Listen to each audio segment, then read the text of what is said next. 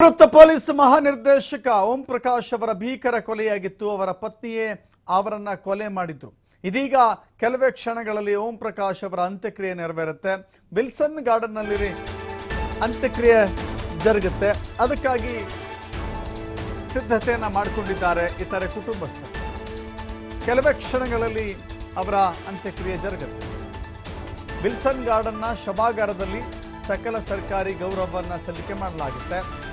ಕುಶಾಲ ತೋಪು ಸಿಡಿಸಿ ಸರ್ಕಾರಿ ಗೌರವವನ್ನು ಸಲ್ಲಿಸಲಾಗುತ್ತೆ. ಅಂತಿಮ ದರ್ಶನವನ್ನು ಪಡೆದುಕೊಂಡಿದ್ದಾರೆ ಪೊಲೀಸ್ ಅಧಿಕಾರಿಗಳು. ಪಾರ್ಥಿವ ಶರೀರದ ಮುಂದೆ ಕುಟುಂಬಸ್ಥರು ಕಣ್ಣೀರಿಟ್ಟಿದ್ದಾರೆ.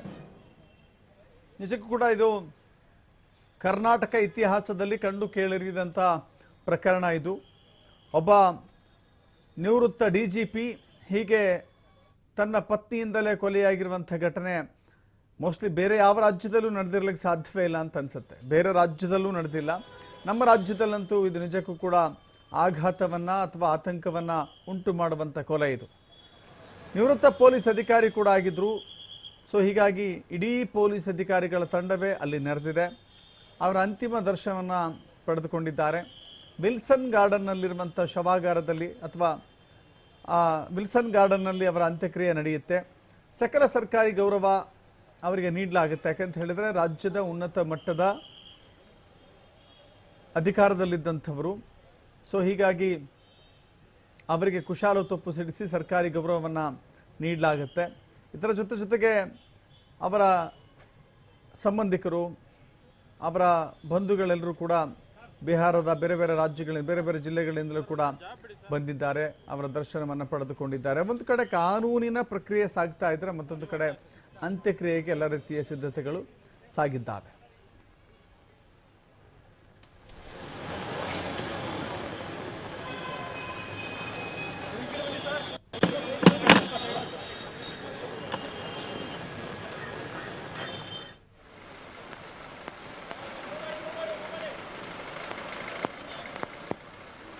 ನೋಡ್ತಾ ಇದ್ದೀರಿ ನೇರ ಪ್ರಸಾರದ ದೃಶ್ಯಾವಳಿಗಳು.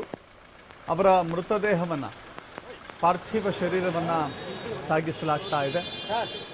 ಚಿತಾಗಾರದತ್ತ ಪಾರ್ಥಿವ ಶರೀರವನ್ನು ಕೊಂಡೊಯ್ಯಲಾಗಿದೆ. ಅಂತಿಮ ದರ್ಶನಕ್ಕೆ ವ್ಯವಸ್ಥೆ ಮಾಡಲಾಗಿತ್ತು. ಅನೇಕ ಗಣ್ಯರು, ಪೊಲೀಸ್ ಅಧಿಕಾರಿಗಳು, ಜೊತೆಗೆ ಅವರ ಸಂಬಂಧಿಕರು, ಬಂಧುಗಳೆಲ್ಲರೂ ಕೂಡ ಅಂತಿಮ ದರ್ಶನವನ್ನು ಪಡೆದುಕೊಂಡಿದ್ದಾರೆ. ಇನ್ನೇನು ಕೆಲವೇ ಕ್ಷಣಗಳಲ್ಲಿ ಅವರ ಅಂತ್ಯಕ್ರಿಯೆ ಜರುಗುತ್ತೆ. ಈ ಅಂತ್ಯಕ್ರಿಯೆಯ ಎಲ್ಲ ವಿಧಿವಿಧಾನಗಳನ್ನು ಅವರ ಪುತ್ರ ನೆರವೇರಿಸ್ತಾ ಇದ್ದಾರೆ. ಯಾಕಂತ ಹೇಳಿದ್ರೆ ಇಲ್ಲಿ ಪುತ್ರಿ ಮತ್ತು ತಾಯಿ ಮತ್ತು ಪುತ್ರಿ ಇಬ್ಬರು ಇದ್ದಾರಲ್ಲ, ಇಬ್ಬರು ಆರೋಪಿಗಳಾಗಿದ್ದಾರೆ. ಸೊ ಹೀಗಾಗಿ ಅವರನ್ನು ಇಲ್ಲಿಗೆ ಕರೆತರಲಿಕ್ಕೂ ಸಾಧ್ಯವಿಲ್ಲ. ಆದರೆ ಅವರ ಸಹೋದರಿಯರು, ನೋಡ್ತಾ ಇದ್ದೀರಿ ದೃಶ್ಯಾವಳಿಗಳು, ಅವರ ಸಹೋದರಿಯರು, ಅವರ ಸಂಬಂಧಿಕರು, ಬಿಹಾರದಲ್ಲಿ ಹುಟ್ಟಿ ಬೆಳೆದು ಆನಂತರದಲ್ಲಿ IPS ಆಗಿ ಕರ್ನಾಟಕ ಸೇವೆಗೆ ಬಂದಂಥ ಓಂ ಪ್ರಕಾಶ್ ಬಹಳ ದೊಡ್ಡ ಬಳಗವನ್ನು ಬಿಹಾರದಲ್ಲಿ ಹೊಂದಿದ್ದಾರೆ.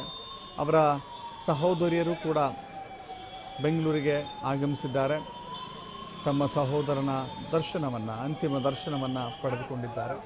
ನೋಡ್ತಾ ಇದ್ದೀರಿ ದೃಶ್ಯಾವಳಿಗಳಲ್ಲಿ ರೋಧಿಸ್ತಾ ಇದ್ದಾರೆ. ಆಕ್ರಂದನ ಖಂಡಿತವಾಗೂ ಇದೆ. ಕಾರಣವೂ ಕೂಡ ಇದೇ ಆಗಿತ್ತು ಅನ್ನೋದನ್ನು ಕೂಡ ನಾವಿಲ್ಲಿ ಗಮನಿಸಬೇಕಾಗುತ್ತೆ. ಸಹೋದರಿಯರ ಜೊತೆ ಅತ್ಯಂತ ಅನ್ಯೋನ್ಯವಾಗಿದ್ದಂಥ ಓಂ ಪ್ರಕಾಶ್ ಆಸ್ತಿಯ ವಿಚಾರದಲ್ಲಿಯೂ ಕೂಡ ತನ್ನ ತಂಗಿಯರಿಗೆ ಆಸ್ತಿಯನ್ನು ಮಾಡಿದ್ದಾರೆ ಅನ್ನೋದು ತನ್ನ ಪತ್ನಿ ಪಲ್ಲವಿಗೆ ದ್ವೇಷಕ್ಕೆ ಕಾರಣ ಆಗಿತ್ತು. ಆ ದ್ವೇಷ ಎಲ್ಲಿಯವರೆಗೂ ಅಂತ ಹೇಳಿದ್ರೆ ಕೊಲೆಯನ್ನು ಮಾಡುವವರೆಗೆ, ಚುಚ್ಚಿ ಕೊಲೆ ಮಾಡುವವರೆಗೂ ಕೂಡ ಬಂದು ತಲುಪಿತ್ತು. ಅವರ ಕುಟುಂಬಸ್ಥರು ಕಣ್ಣೀರಿಡ್ತಾ ಇದ್ದಾರೆ. ಮೋಸ್ಟ್ಲಿ ಸಹೋದರಿ ಅಂತ ಕಾಣಿಸುತ್ತೆ. ಈ ನೋವನ್ನು, ಈ ಆಘಾತವನ್ನು ಅರಗಿಸಿಕೊಳ್ಳೋದು ತುಂಬ ಕಷ್ಟ. ಅವ್ರ ಕುಟುಂಬಸ್ಥರ ಆಕ್ರಂದನವನ್ನು ನೋಡ್ತಾ ಇದ್ದರೆ ಖಂಡಿತವಾಗೂ ಹಂಗನಿಸುತ್ತೆ.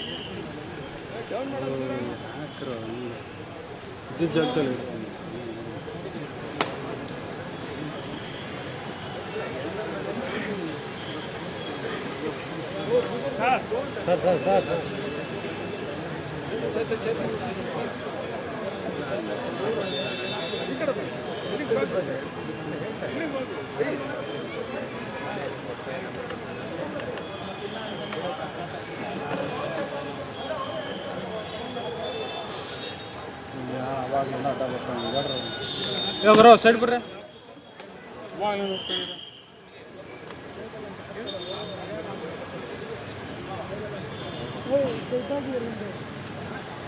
ನೋಡು ಆಟ ಇನ್ನೊಂದು ಹಾಕಿದ್ರೆ ಅದನ್ನೇ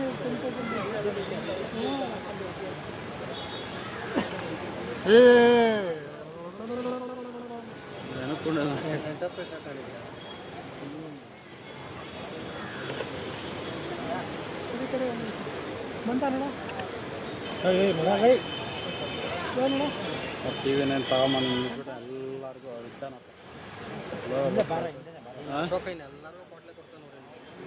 ಬಂದಾನ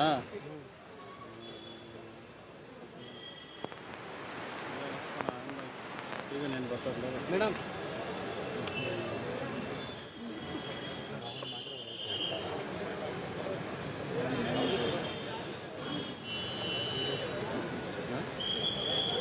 ಎಸ್ ದೃಶ್ಯಾವಳಿಗಳಲ್ಲಿ ಗಮನಿಸ್ತಾ ಇದ್ದೀರಿ.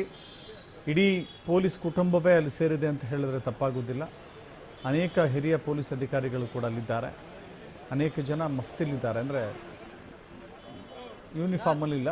ಯಾರು ಕರ್ತವ್ಯದಲ್ಲಿದ್ದಾರೋ ಅವರು ಮಾತ್ರ ಯೂನಿಫಾರ್ಮಲ್ಲಿದ್ದಾರೆ. ಬಹುತೇಕ ಓಂ ಪ್ರಕಾಶ್ ಅವರ ಜೊತೆ ಕೆಲಸ ಮಾಡಿದಂಥ ನಿಕಟವರ್ತಿಗಳು, ಸಿಬ್ಬಂದಿ, ಕಿರಿಯ ಪೊಲೀಸ್ ಅಧಿಕಾರಿಗಳು, ಹಿರಿಯ ಪೊಲೀಸ್ ಅಧಿಕಾರಿಗಳು ಅಂತಿಮ ದರ್ಶನವನ್ನು ಪಡೆದುಕೊಳ್ತಾ ಇದ್ದಾರೆ.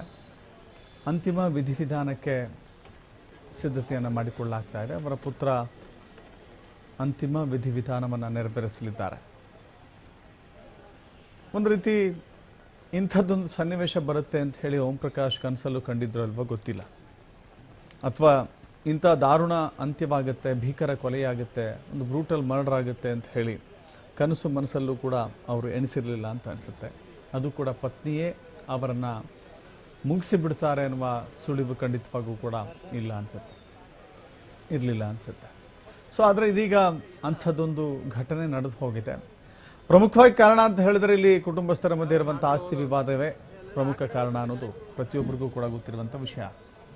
ಇದೀಗ ಅವರ ಸಹೋದರಿಯರಿಗೆ ಆಸ್ತಿಯನ್ನು ಬರೆದುಕೊಟ್ಟಿದ್ರು ಎನ್ನುವ ಕಾರಣಕ್ಕಾಗಿ ಪತ್ನಿ ಪಲ್ಲವಿ ಅಸಮಾಧಾನವನ್ನು ಹೊಂದಿದ್ರು. ಮಾತ್ರವಲ್ಲ, ಇದಕ್ಕಾಗಿ ಅನೇಕ ಬಾರಿ ಗಂಡ ಹೆಂಡತಿಯ ಮಧ್ಯೆ ಜಗಳ, ಗಂಡ ಹೆಂಡತಿಯ ಮಧ್ಯೆ ದ್ವೇಷ, ಇದರಿಂದ ಇಡೀ ಕುಟುಂಬ ಮತ್ತು ವೈಯಕ್ತಿಕ ಜೀವನ ಇದೆಯಲ್ಲ ಅದು ಹಾಳಾಗೋಗಿತ್ತು ಅನ್ನೋದು ಕೂಡ ಇಲ್ಲಿ ಗೊತ್ತಾಗುತ್ತೆ. ಅಂದರೆ ಕೌಟುಂಬಿಕ ಜೀವನ ನೆಮ್ಮದಿಯಿಂದ ಕೂಡಿರಲಿಲ್ಲ ಅನ್ನೋದ್ರಲ್ಲಿ ಅರ್ಥ ಆಗುತ್ತೆ. ಎಷ್ಟೇ ದೊಡ್ಡ ಅಧಿಕಾರಿಯಾಗಿದ್ದರೂ ಕೂಡ, ಎಷ್ಟೇ ದೊಡ್ಡ ಹುದ್ದೆಗೇರಿದ್ರೂ ಕೂಡ ತನ್ನ ಕೌಟುಂಬಿಕ ಜೀವನವನ್ನು, ವೈಯಕ್ತಿಕ ಜೀವನವನ್ನು ಕೂಡ ಅಷ್ಟೇ ಅಚ್ಚುಕಟ್ಟಾಗಿ ನೋಡಿಕೊಳ್ಳಬೇಕು ಅನ್ನೋದು ಪ್ರತಿಯೊಬ್ಬರಿಗೂ ಕೂಡ ಇಲ್ಲಿ ವೇದ್ಯವಾಗ್ತಾ ಇರುವಂಥ ಮಾತು.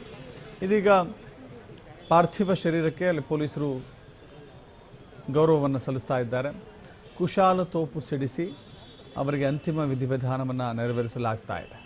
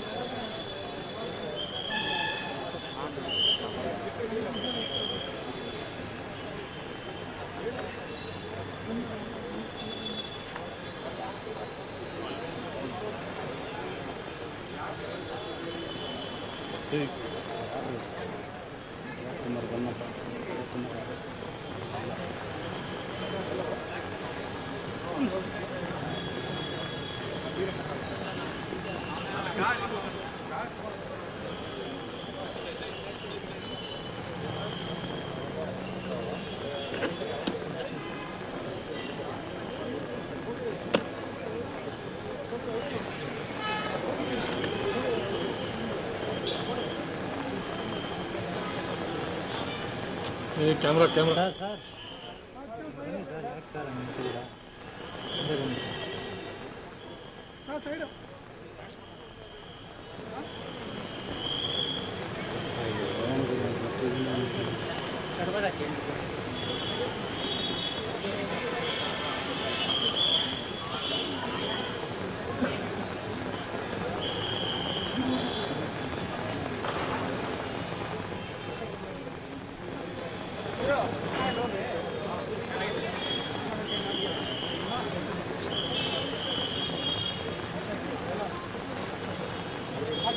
ಸರ್ ಇಲ್ಲೇ ಬನ್ನಿ ಸರ್ ಅವರ ಬರಕಳಿ ಸರ್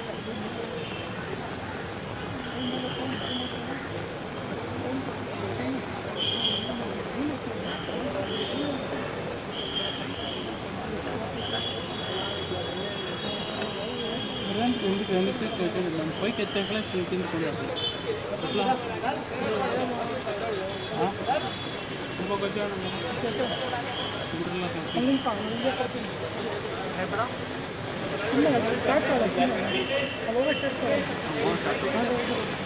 ಶಾಟ್ ಒಂದೇ ಅಷ್ಟೇ ಹೋದ್ರೆ ಅಷ್ಟೇ ಮುಗಿಸಿ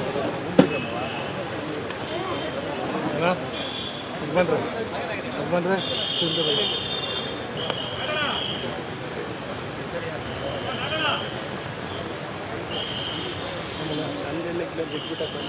ಕಾರಣ ಈ ಇಂಪಾರ್ಟೆಂಟ್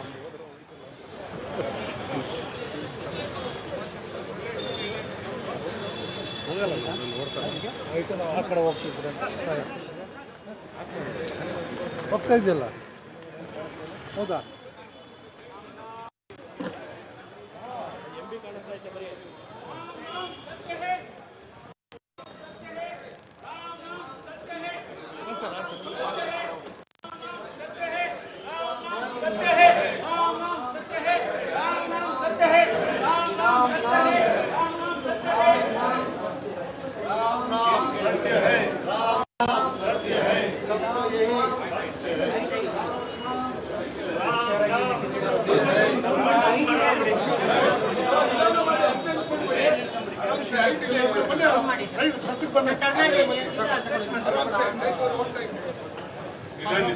ಬಾಗಿಲು ತಲೆ ತಲೆ ಬಗ್ಸ್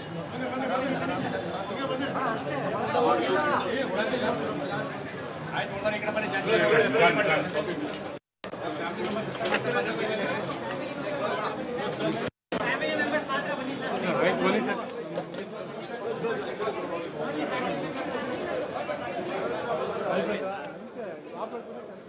ಬರತ್ತೆ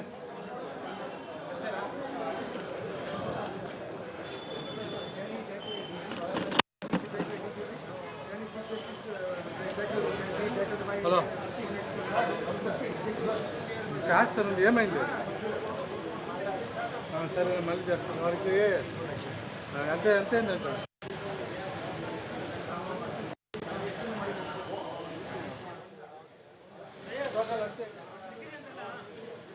అంతేలే మళ్ళీ ఎప్పుడు ఇస్తాను వెళ్ళాలి